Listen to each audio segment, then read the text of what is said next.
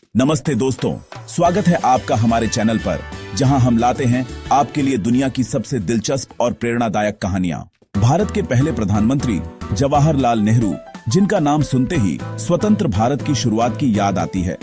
उनका जन्म 14 नवंबर 1889 को इलाहाबाद में हुआ था।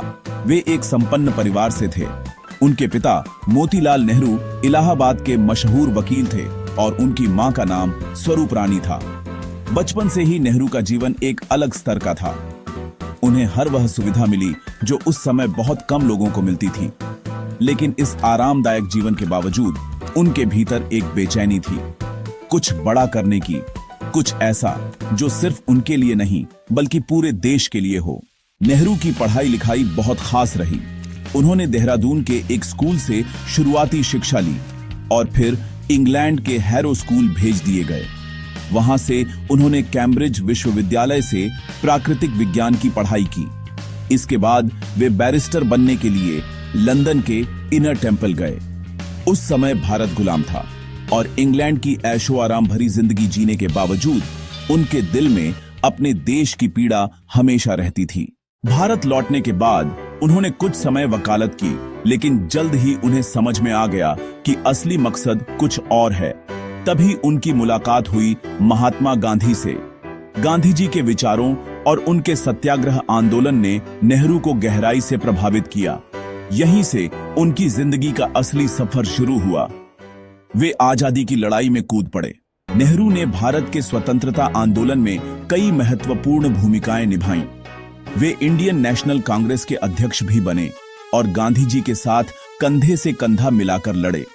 इस दौरान उन्हें कई बार जेल भी जाना पड़ा।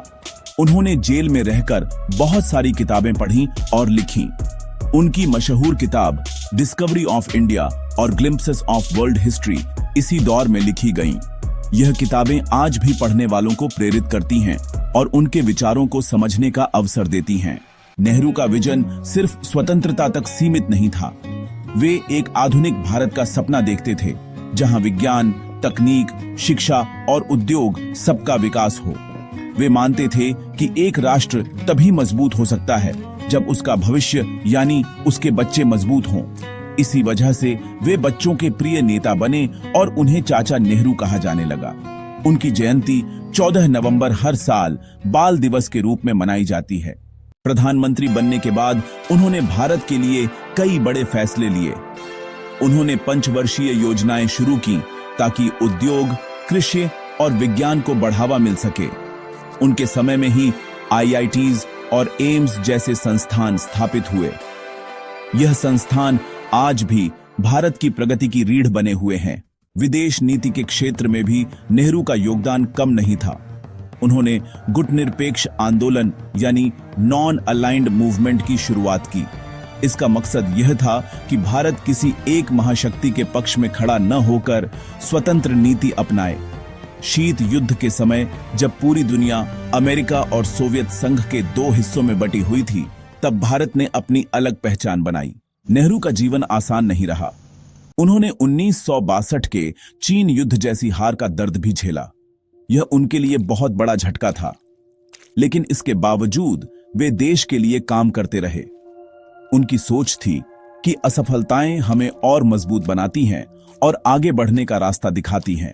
27 मई 1964 को जवाहरलाल नेहरू का निधन हो गया। उनकी मृत्यु के साथ ही भारत ने अपने पहले प्रधानमंत्री और एक दूरदर्शी नेता को खो दिया। लेकिन उनकी यादें, उनके विचार और उनके सपने आज भी भारत की नींव में मौजूद हैं। नेहरू ने हमें यह सिखाया कि सपने सिर्फ देखे नहीं जाते, उन्हें पूरा करने के लिए मेहनत और संघर्ष भी करना पड़ता है।